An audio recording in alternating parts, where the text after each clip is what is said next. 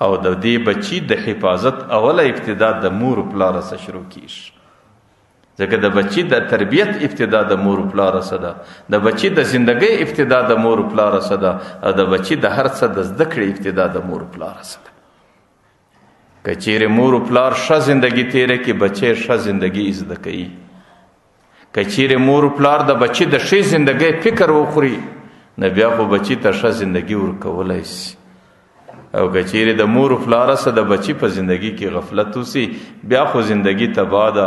او چې غفلت ستا د طرفه وسلو، بیا دې د هغې ټوله زندگی د تباهۍ او د هلاکت سره مخامخ کړه. چې تاریخ وګورې، زندگی وګورې، د انسانیت ژوند وګورې، چې په کم وخت کې د بچانو لوړه درجه، چې په کم عصر کې بچانو لوړ مقام پیدا کړی دی، او په معاشره کې د معاشرې بهترین انسانان جوړ شوي دي، د هغې ابتدا د مور و پلار د تربیت سره روانه شوي. چې مور و پلار د هغې د تربیت ښه غم خوړلی، نو بیا خو هغه بچي په معاشره کې ډېر ښه مقام پیدا کړی. غالبا 92 هجري سنه راله، تابعین کې یو تابعی دی عبدالرحمن فروخ رحمه الله، او غالبا 92 هجری سنه دا د مجاهدینو جهادي سنه وه. او 92 هجری کې سنه کې د مدینه منورې سره اسلام دی ټولو کلو دی علاقو ټولو ته راورسېد. او 92 هجری سنه کې اسلام د اسلام پیغام د دې ځای څخه تیر سو غالبا ترکستان دی ټولو علاقو ته ورسېد. مدینه منوره کې یو ماښام دی، د ماښام د لمانځه بعد د مجاهدینو لشت لیکل کیږي. سبا د ترکستان غزا ته قافله روانیږي، او د مدینه منورې څخه د ترکستان ته رارسیږي. دې مجاهدینو کې مجاهد عبدالرحمن فروخ رحمه الله تابعی دی، د صحابه ملاقات یې کړی دی، لیکن پیغمبر علیه السلام یې نه دی لیدلی. هغې هم ماښام په خپل جوش و جذبه کې رالی، د مجاهدینو په لشت کې خپل نوم ولیکئ چې سبا زم د مجاهدینو د قافلې سره ده. عبدالرحمن فروخ رحمه الله ابتدایي واده یې نوی سوی دی، او په کور کې یو دی و زنانو سره اوسېږي. ماښام چې کله کور ته رالی، زنانې ته هغه خپل پیغام ورکوي چې زنانې زه خو سبا ځم غزوې ته، او د ترکستان قافله روانه ده، او په هغه قافله کې ما نوم لیکلی دی. د هغه زنانې څه زمانه د ده سره تېره سوې ده، دې وخت کې د زنانې په نس کې بچی دی. زنانې چې ځان ته وکتل، دې سړي ته یې وکتل، د دې سړي اراده ته یې وکتل، د ځان تنهایي ته یې وکتل. هغه زنانه ډېره وارخطا ده، ورته الی من وکلنا، موږ به چا ته پرېږدي؟ ته چې کله سبا د ترکستان غزوې ته ورسې، زه به د چا سره زندگی تیروم؟ زما په نس کې بچی دی چې کله د هغې د پیدا کېدلو زمانه راسي، د هغې تربیت به څوک کړي، د هغې زندگی به بیا د چا سره تېرېږي؟ دی څه ورته وایي؟ وکلتما الی الله، زما رب ستا، زما رب ته ما تاسو ټول ورپرېښي یاست. هغه وخت کې هغه زنانو کې هم دا همت و، هغې په دې دین باندې قربانۍ ورکولو ته تیار و، هغې خاوند ته اجازې ورکولو ته تیار و. نو هغه زنانه په دې باندې پوه سو چې زما خاوند سهار روانېږي. نو هغه زنانې د خاوند د خوشحالۍ دپاره چې د دې په وس کې څه و، هغه یې ټوله وکړ. هغه زنانې د خاوند سره شپه تېره کړله، هغه زنانې د خاوند سره چې کله سهار سلو، سهار هغه زنانې په خپل لاس باندې زغره راواخیستله، دې خاوند ته یې ور واغوستله، او په خپل لاس یې توره راوړه، د خاوند په لاس کې یې ورکړله، او د سرای په مابین کې خپل وش د خاوند ورته چوکې، خاوند یې ورته کښېناوی، او د وش مهار یې ونیوی، را روانه کې د سرای او د مکان په دروازه کې ولاړه ده، د قافلې انتظار دی چې د مسجد نبوي څخه به قافله کله را روانېږي. چې کله د مسجد نبوي څخه قافله را روانه سوله، نو هغه زنانې په ډېر شوق او په ډېر عشق خپل خاوند ته رخصت ورکړي، خپل خاوند یې د اوښه سره قافلې ته ویلک. هغه زنانه د دې سرای او د مکان په دروازه کې ولاړه ده، در هغې وخته پورې ولاړه ده چې در څو پورې قافله غایبې شي. چې قافله غایبه سوه، در هغې وخته ورته ولاړه ده چې د هغه قافلې دوړه ختمې شي. د هغې څه وروسته بره کور ته راله کښېنست. هغې زنانې ته دا معلومات نه و چې دا انتظار به څومره اوږدې شي. کال تیر سو، 2 تیر سو، 5 تیر سو، ورځې راځي، شپې راځي، ګرمۍ راځي، یخنۍ راځي، کله د لوږې زمانه ورباندې راسي، کله څه پیدا کړي، بس د خپل خاوند په انتظار په 4 دیواله کې ناست. د هغې خاوند 10 کاله زمانه تېره سوه، هغه زنانه انتظار کوي. 15 کاله تېره سوه، 20 کاله زمانه تېره سوه. کله کله خبر راسي چې هغه شهید سو، کله کله خبر راسي چې هغه د کافرانو په قید کې دی، کله یو خبر راځي چې کله قافله راځي، دا د قافلې مخ ته ورغلي، د هغې معلومات کوي. لیکن د یوې قافلې د طرفه داسې تسلي بخش معلومات نه ورته کېږي. هغه زنانه ناسته ده قرار د هغې په د سر تور ویښتان په سپینوالي باندې بدلېږي. د هغې د ځوانۍ شپې د بوډاوالي حالت ته نږدې کېږي، چې کله د هغې ورځې او شپې تېرېږي، ډېره زمانه تېره سوله. کله خزان راځي، کله بهار راځي، کله شپې راځي، کله کلونه تېرېږي، کله هفتې او میاشتې تېرېږي. غالباً هلته ترکستان کې د مجاهدینو سفر پر مخ روان دی. 10 کاله مسلسل اوس، 10 کاله مسلسل چې جهادي سفر روان دی. 10 کاله بعد په ترکستان کې مجاهدینو ته چټۍ ملاو سو. خلکو دا دین داسې په اسانه والله نه دی راغلی، لکه ما او تا چې په کوم نظر باندې ورته ګورو، دین داسې نه دی راغلی چې یو خاوند د یوې زنانې سزي په دیني سفر کې، په جهادي سفر کې، او هغې ته چټۍ 10 کاله بعد ملاویږي چې ته به اوس کور ته ځې. نو ځکه په 2 هجري سنه کې د مدینې څخه دین دې ځای ته راورسېدی.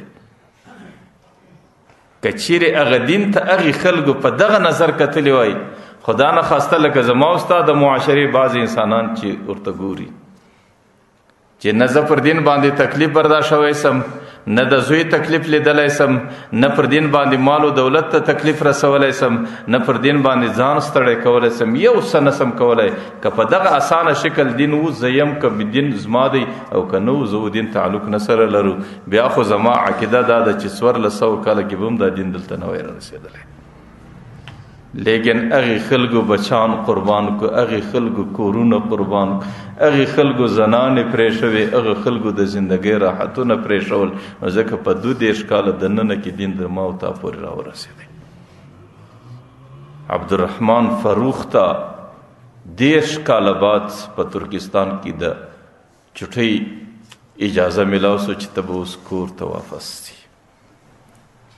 10 کاله چې دی د دې خوا تلی، د ځوانۍ زمانه و ویښتان تورو، هلته 10 کاله بعد مکمل په سپینه حلیه او په سپینو ویښتانو کې راځي.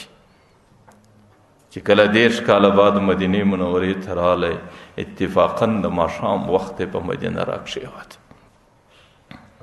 د یو ناولد د بوډا په شکل پر آس پر اوښ باندې سپور دی، او زغره جنګي اغوستې ده، او توره په لاس کې ده، او د مدینې هېڅوک یې نه پېژني. د مدینې په کوڅو کې ګرځي، ماښام دی، او د خپل کور اندازه نه ورته لګېږي چې کور مې کوم ځای کې و. د هغې زنانې متعلق فکر اخیستی دی چې هغه زنانه به د چا سره وي، ځکه 10 کاله کې بسته نسلونه بدلیږي. هغې به بله نکاح کړي، زما په انتظار به ناستی، په هغه کور کې به یې بل ځای وي، چیرې به ډېر وګرځېدی، او ټول خلک ورته ګوري. د مدینې په یوه لار وځي، په بله ننوځي، په یوه لار راسي، په بله لار راسي، او بوډا دی، ټول خلک ورته منتظر دي، او چاته نور معلومېږي چې دا بوډا څوک دی. او بوډا د خپل کور په تلاش کې دی، هغه دروازه نور معلومېږي چې 10 کاله مخکې زه د کومې دروازې څه وتلی. فلما جن اللیل، چې شپه وغوړېدله، توره تیاره سوله، ارامي سوله، شپه ارامه سوله. د چې ډېر فکر وکړي، د ډېره فکره څه وروسته باره پر یو دروازه ځان برابر کړي چې شاید 10 کاله مخکې به هغه دغه دروازه و چې زه وتلی وم. د مدینې منورې داسې آبادۍ وې چې هغې کې دروازه هم نسته. باره په دې کور راننوتی، د دې کور په مابین کې ودرېدی. چې د کور په مابین کې ودرېدی، د وشه سره شروع کېږي، د زغري او د تورې کړپی دی. د دې دروازې څخه دننه چې کومه حجره ده، د دې څخه یو نوجوان راوغورځېدی، سرتور سر د یبلې پښې دی راغلی، هغه بوډا یې در دې غاړه ونیوی. ورته یې بوډا نه شرمېږي، په د بل په کور به اجازه ته راننوځي. دی ورته یې بچې معاف کا، زما دا عقیده وه چې دا زما کور دی، د بل کور نه دی. هغې ډېر په غوسه سو، برای داسې ډېر ټینګ دی غاړه کې جټکه ورکه. ول بوډا حیا نه درته درېږي، یو ځل د بل کور ته راځي، اوس دا وایي چې دا زما کور دی. ورته یې اوس دې په دې شپه کې قاضي ته پېښوم. هغه نوجوان ډېر په غوسه کې دی، هغه بوډا ډېر زارېږي. هغه نوجوان ډېر په جوش کې دی، هغه بوډا ډېر عاجزي کوي. ورته یې بچې بس ما څه غلطي وسوله. دوی په دې جنجال کې سره اخته دي. د خونې د کړکۍ نه هغه زنانې ورته وکتل. د هغه زنانې چې پر دې بوډا باندې نظر ولګېد، 13 کاله دماغ شاته ولاړ.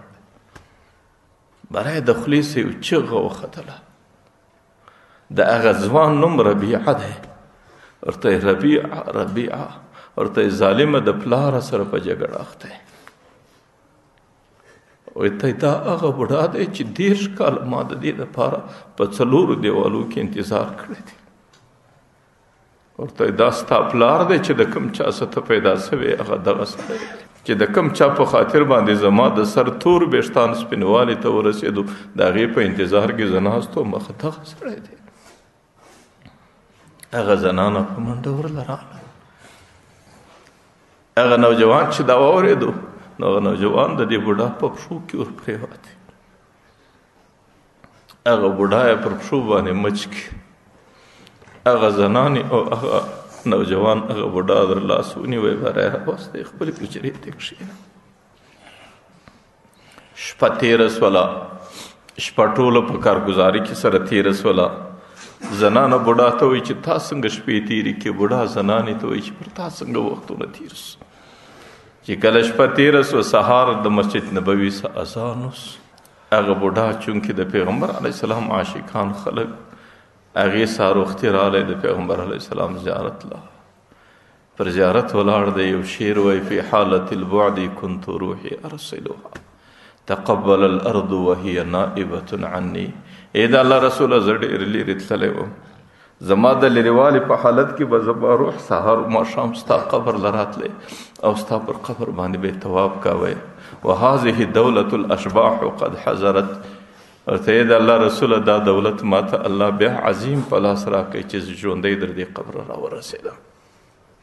چې کله یې سلام وکړې، په مسجد کې کښېناستې، لمونځ یې وکړې. د لمانځه څخه وروسته د بوډاوالي په وجه نظر ډېر کمزوری شوی دی. مسجد نبوي کې په محراب کې یو محدث کښېناستی، نوجوان محدث دی. بېشماره شاګردان ورته کښېناست. هغه محدث حدیث وایي، دا شاګردان یې سره نقل کوي. بوډا چې هر څومره پر دې تندي لاس ورته ونسي، نظر یې در محدثه نه رسېږي چې دا څوک دی. د یو طالب پر څنګ باندې ناست دی، باره ورته وایي بچې دا محدث څوک دی؟ هغه طالب باره د بوډا ته وایي بوډا د مدینې نه یې؟ دی ورته وایي بچې د مدینې یم، خو مدینې له ډېر وروسته راغلی یم. هغه طالب چونکې د استاد سره ډېر محبت دی، ماره ورته بابا دا امام ربیعه دی، دا نن د ټولې مدینې استاذ کل دی، د دې غوندې په مدینه کې بل څوک نشته. دا د امام ابو حنیفه استاذ دی، دا د امام مالک استاذ دی، دا د سفیان ثوری استاذ دی، دا د عبدالله ابن مبارک استاذ دی. دا ټول محدثین داسې په جذبه ورته ویل. د بوډا په دې سر خلاص و چې دا زما هغه بچی دی چې د شپې کوم ماله مخله راغلی و. باره بوډا وژړل، بارول بچی لم لم تنتسبه الی، ما ته دې ولې نسبت نه وکړې چې دا د چا بچی دی؟ پلار دې ولې نه راوښوي چې پلار یې څوک دی؟ هغه طالب ورته وایي بوډا دا د یو مجاهد بچی دی چې هغه 13 کاله مخکې د ترکستان په غزوه کې غرق تللی دی. هغې د ترکستان په غزوه کې ورک دی، دا د هغه مجاهد بچی دی. نو هغه بچی، هغه بوډا رالی کور ته چې رالی، زنانې د شپې د خپل بچي حال نه ورته وایي چې سهار دی هغه په خپلو سترګو وویني. باره ورته بوډا چې کله ته رخصتېدلې هغه زنانې ورته وایي تا ما ته یو څه پیسې کښېښوې، ما په هغه پیسو باندې د دغه بچي تربیت وکړې، نن تا په خپله په مسجد نبوي کې ولیدې.